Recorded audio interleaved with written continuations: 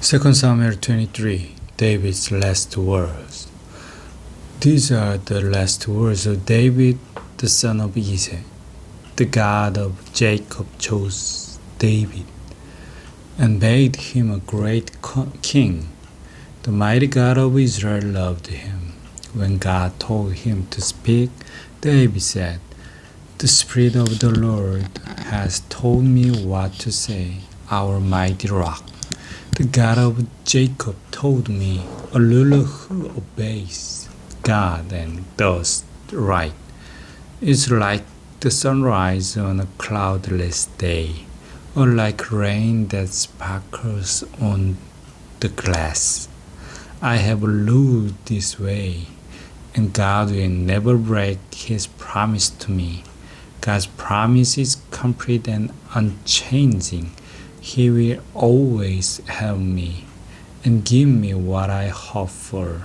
But evil people are pulled up like thorn bushes.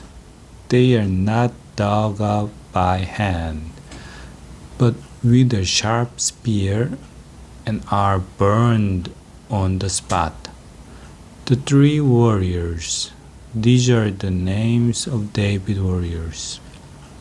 Ishbosheth, the son of Hakman, was the leader of the three warriors. In one battle, he killed 800 men with his spear. The next one of the three warriors was Eleazar, the son of Doda, the Ahohite. One time, when the Palestinians were at war with Israel, he and David dared the Palestinians to fight them. Every one of the Israelite soldiers turned and ran, except Eleazar. He killed the Palestine until his hand was cramped, and he couldn't let go of his sword. When Eleazar finished it, all the Israelite troops had to do was come back and take the enemy's weapons and armor. The Lord gave Israel a great victory that day.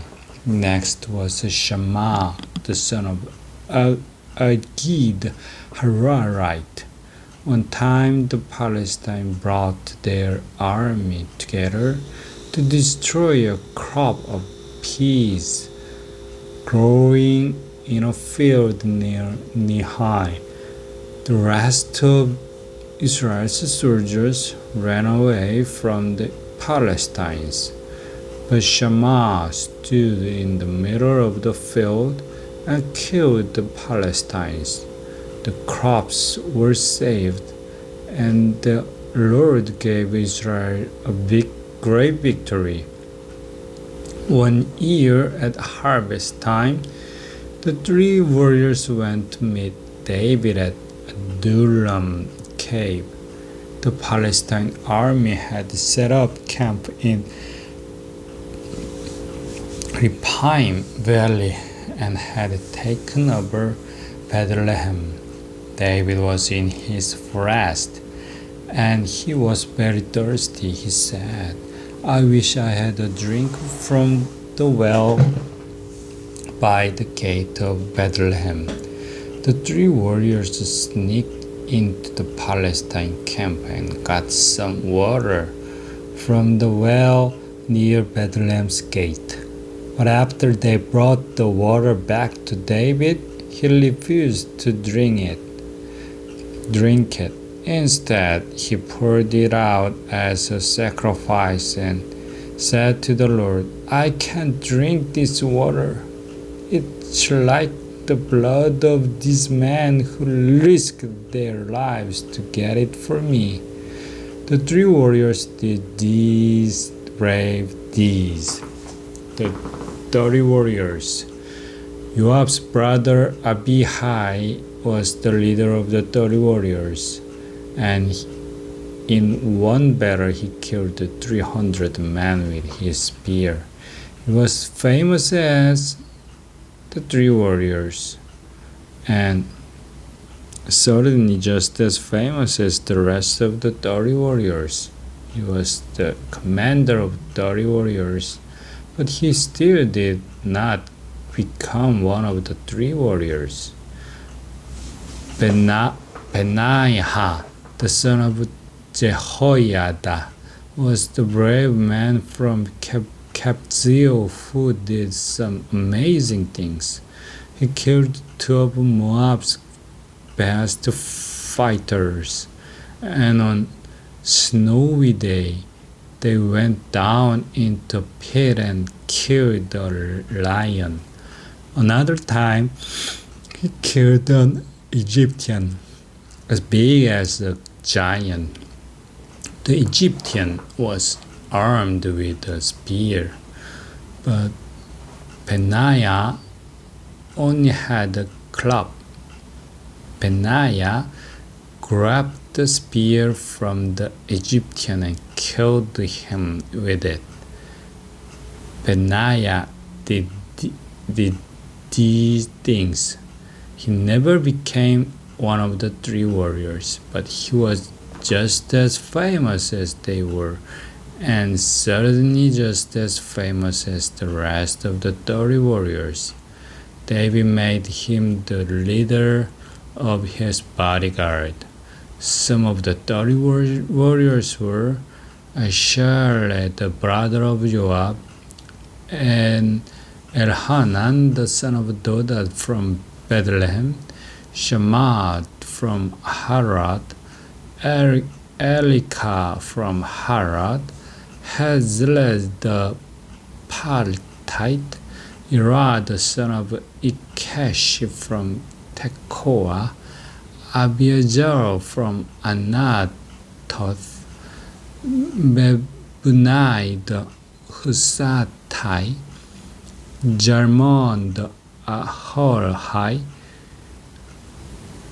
Maharai from Netopaha, Heleb the son of Bahana from Netopa, Ittai the son of Levi from Gibeah of the tribe of Benjamin, Benaiah from Piraton. He died from the streams of Mount Gash. Abiel born from Beth Araba, Azmabeth from Bahurim, Aliabah from Sharbon, Jasen, Jonathan the son of Shammah the Hararite, Ahiam the son of Sharah the Hararite,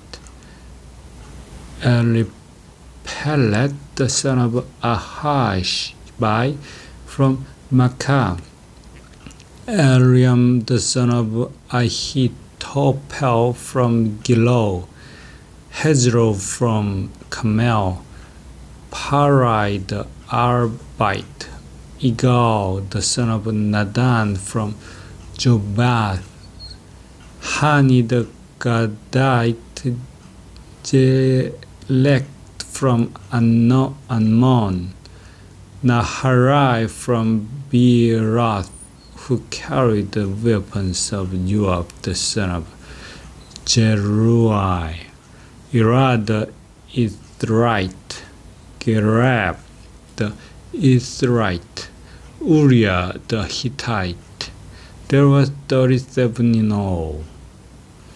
2 Samuel 24. David counted the people. The Lord was angry with Israel again, and he made David think it would be a good idea to count the people in Israel and Judah.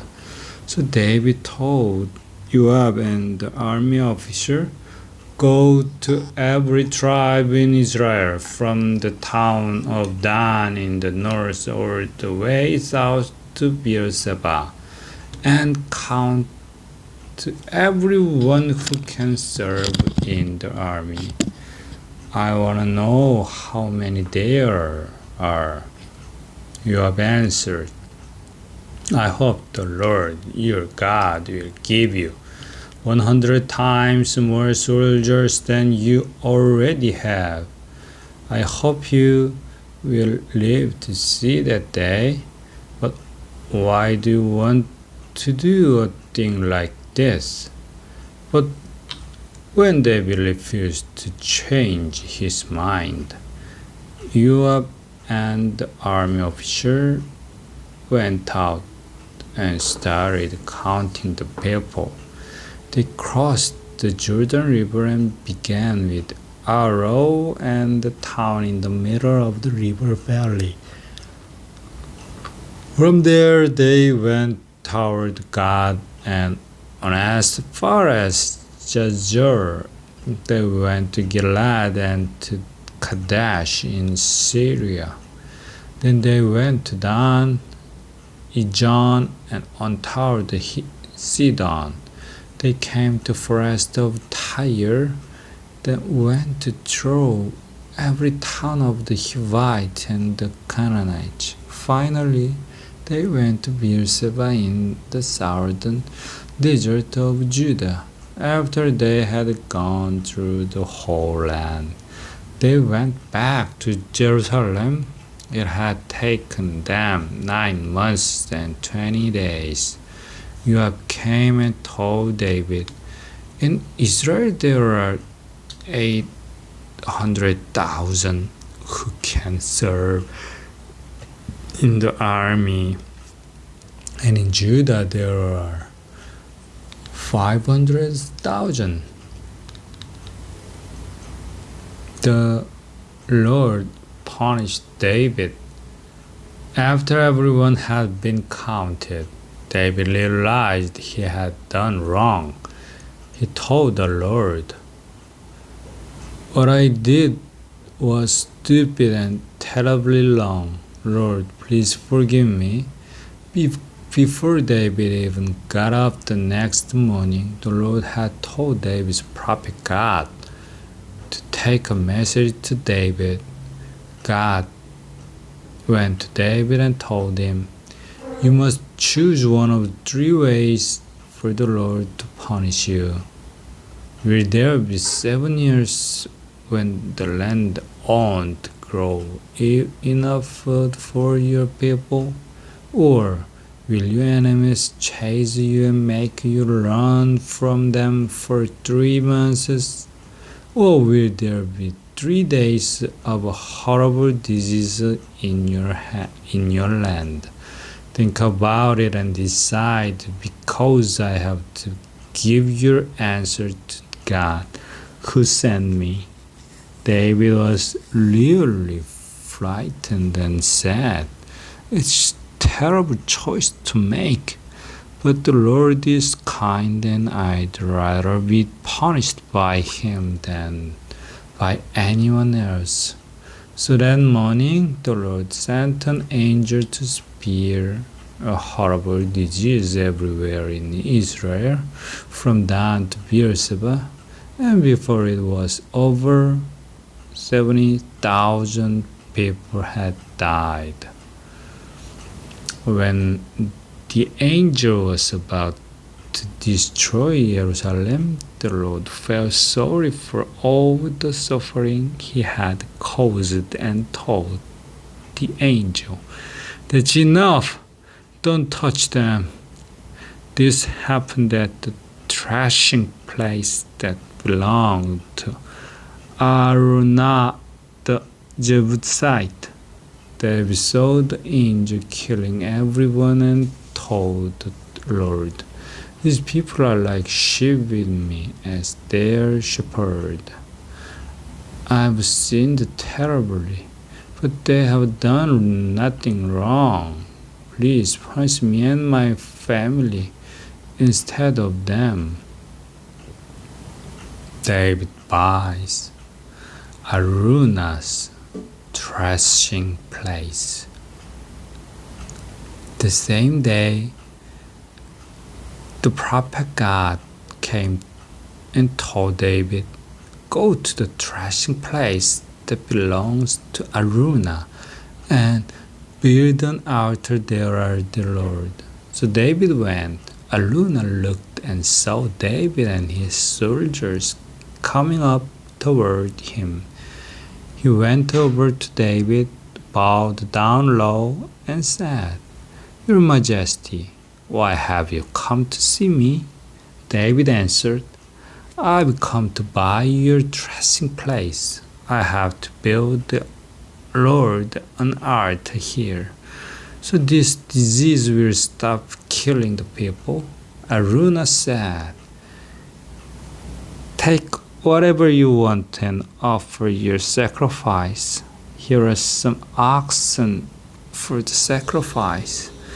You can use the threshing boards and the wooden yokes for the fire. Take them, they are yours. I hope the Lord your God will be pleased with you. But David answered, No, I have to pay you what they are worth. I can't afford the Lord my God a sacrifice that cost me nothing. So David brought the threshing place and the oxen for 50 pieces of silver.